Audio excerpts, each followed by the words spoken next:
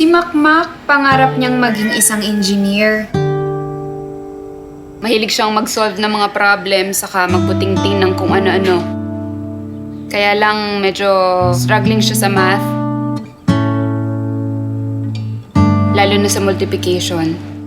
Nakaka-frustrate din, lalo na ngayon online classes na. Nakikita ko lalo siyang nahihirapan. Masipag yan. Aral ang aral, puro review. Kaso hirap pa din. Hindi ka naman pwedeng mag-give up kay Makmak. So tinry ko siyang turuan ng multiplication by hand. Paano pagtapatin, bilangin yung ilalim, i-multiply yung taas. Si Makmak kasi tactile learner yung batang yan. Mas naiintindihan niya yung bagay pag nakikita o nararamdaman niya. Kaya ayan, practice ng practice. Ganyan siya natututo.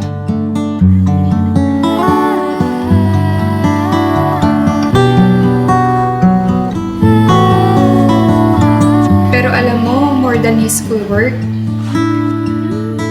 kung saan ako pinaka-proud kay Makmak, Kung gaano siya kasipag at kaporsigido. Congratulations! Big improvement! iba-iba talaga learning curve ng mga bata.